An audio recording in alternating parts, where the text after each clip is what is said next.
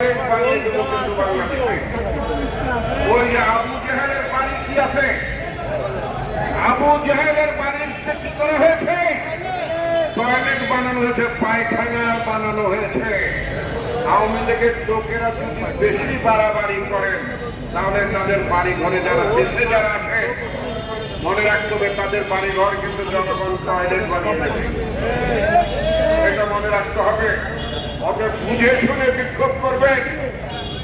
আমেরিকায় নিরাপদে বসে বিক্ষোভ করা অনেক সোজা। বাংলাদেশের মানুষ কিন্তু আপনাদেরকে ছেড়ে দিয়ে কথা বলবে না। কয়েকদিন আগে আপনারা বিক্ষোভের চেষ্টা করেছিলেন, পুলিশ লাগে নাই, আনসার লাগে নাই, বিজিবি লাগে নাই। এদেশের জনগণ কিন্তু ধরে প্যাদানি দিয়ে তারপরে পুলিশের কাছে দিয়েছে। এটা কোনো আপনার চোরদের জন্য কোনো গণতন্ত্র নয়, দুর্বৃত্তদের জন্য কোনো গণতন্ত্র নয়, লুটেরাদের জন্য কোনো গণতন্ত্র নেই। কারণ তারা কোনো গণতান্ত্রিক পদ্ধতিতে নির্বাচিত হয়ে ক্ষমতায় ছিল না। সুতরাং তাদের দ্বারাই কোনো গণতন্ত্র প্রযোজ্য হবে না। এটা কথা স্পষ্ট ভাষায় বলতে চাই। বন্ধুগণ, আজকে নির্বাচন নিয়ে তাল বাহানা করার চেষ্টা করা হচ্ছে। আওয়ামী লীগ মনে করছে যদি নির্বাচন কোনোভাবে ঠেকিয়ে দেওয়া যায়, যদি কোনোভাবে বিলম্বিত করা যায়, তাহলে প্রফেসর মোহাম্মদ ইউনূস রাগে দুঃখে তিনি হয়তো ক্ষমতা ছেড়ে যাবেন। তারপর হয়তো ভারতের প্রেসক্রিপশনে এখানে অন্য কোন সরকার ক্ষমতায় বসবে এবং তার এক সময় বলবে সবাইকে নিয়ে আসেন একটা ইলেকশন। এই সবাই কেন জানে? এই সবাই হচ্ছে একটু আওয়ামী লীগও নিয়ে আসেন। ওটা কিন্তু বাংলাদেশে হবে না। 134 জন শিশু জীবন দিয়েছে, অনেক মা বোন জীবন দিয়েছে, হাজার হাজার মানুষ জীবন দিয়েছে, 20,000-এর মতো মানুষ পঙ্গু হয়েছে। কারোর 1 চোখ নাই, কারোর 2 চোখ নাই, কারোর অঙ্গহানি হয়েছে। এত মানুষের ত্যাগের বিনিময়ে বাংলাদেশ যে ফ্যাসিবাদ মুক্ত হয়েছে, সেই বাংলাদেশের রাজনীতিতে, সেই বাংলাদেশের নির্বাচনে, সেই বাংলাদেশে ভবিষ্যৎ নির্বাচনের পরিক্রমায় ফ্যাসিবাদের কোন অংশগ্রহণ থাকতে পারবে না। এটা আমাদের স্পষ্ট অবস্থান। আর যারা নানা দফা দাবি নামে নির্বাচনকে বিলম্বিত করার চেষ্টা করছে, মনে করছেন আরেকটু সময় পেলে এতে ক্ষুদা লাগা বেশি করে খেতে পারবেন। সেটা কিন্তু আমরা বুঝি।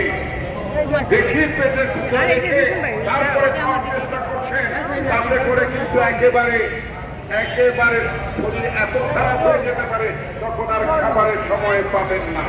সুতরাং যে সমস্ত উদ্ভট কথাবার্তা বলছেন এগুলো বাংলাদেশের সংবিধানে এগুলো নাই, বাংলাদেশের নির্বাচনী ব্যবস্থা এটা নাই, আমেরিকায় নাই, লন্ডনে নাই। যারা সবচেয়ে বেশি গণতন্ত্রের চর্চা করে, এমনকি পার্শ্ববর্তী দেশে ভারতে যারা গণতন্ত্র চর্চা করেন, মোদী সরকারের অনেক বদনাম আছে, সাম্প্রদায়িকতার বদনাম আছে, ভোটটা মোটামুটি তো সেখানে ঠিক হয়।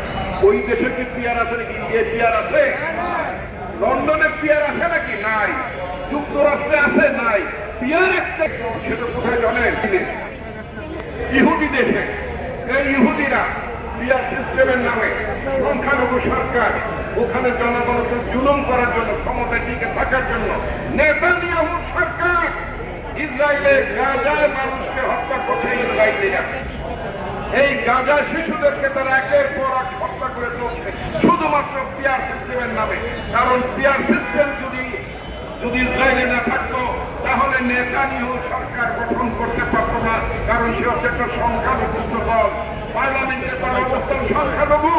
এই সংখ্যালঘু সরকার শুধুমাত্র পিয়ারের নামে ওই ইসরায়েলের শাসন ব্যবস্থায় টিকে আছে এবং ওখানকার জনগণকে হত্যা করছে, শিশুদেরকে হত্যা করছে। আমরা ইহুদি ব্যবস্থা, যে ব্যবস্থাকে যে ইহুদিদের জন্য অত্যন্ত প্রিয় ব্যবস্থাকে পিয়ার, ওই ইহুদিদের পছন্দের পিয়ার বাংলাদেশের মানুষ মেনে নেবে না। বাংলাদেশের মাটিতে এই ইহুদি পিয়ার ব্যবস্থা চলবে না, চালু হবে না। এটা খুব স্পষ্ট হয়ে গেছে। সুতরাং যারা জেনে বুঝে অথবা না জেনে পিয়ার করছেন তাদের জন্য বলতে চাই, বেশিরভাগ কিন্তু দুধ দিয়ে মাখায় খাওয়া যায় না।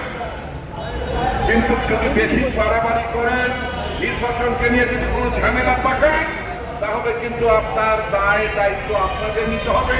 বাংলাদেশের গণতন্ত্র বিপর্যয়ের দিকেও চলে যেতে পারে। আমি বহুবার বলেছি, বাংলাদেশের গণতন্ত্র সংকটের মধ্যে আছে, দেশ একটি ট্রানজিশনাল ক্রাইসিসের মধ্যে আছে।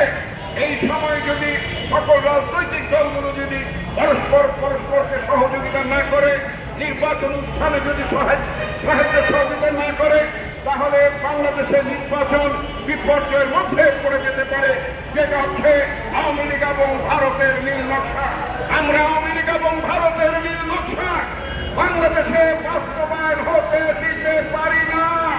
যারা নিজেদেরকে দেশপ্রেমিক বলে দাবি করেন, যারা নিজেদেরকে গণতান্ত্রিক শক্তি বলে দাবি করেন, যারা মনে করেন বিদেশি ষড়যন্ত্রকে যারা রুখে দিতে চান, তাদের দায়িত্ব হবে এই ভারত আওয়ামী লীগের চক্রান্তকে রুখে দেওয়া এবং নির্বাচন আয়োজনের ব্যাপারে আমাদের সত্য অবস্থান রাখা।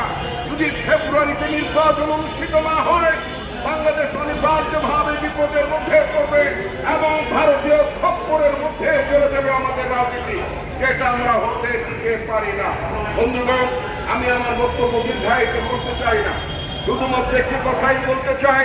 বাংলাদেশের মানুষের অনেক ত্যাগ, অনেক রক্ত, অনেক সংগ্রামের বিনিময়ে আজকে একটি গণতান্ত্রিক রাষ্ট্র ব্যবস্থা প্রতিষ্ঠার দিকে আমরা এগিয়ে যাচ্ছি। সেই তার বিরুদ্ধে এই ষড়যন্ত্রগুলো হচ্ছে, সেই ষড়যন্ত্রগুলো রুখে দেওয়ার জন্য দল মত নির্বিশেষে আমাদের সবাই ঐক্যবদ্ধ হতে হবে। আপনাদেরকে ধন্যবাদ। আসসালামু আলাইকুম।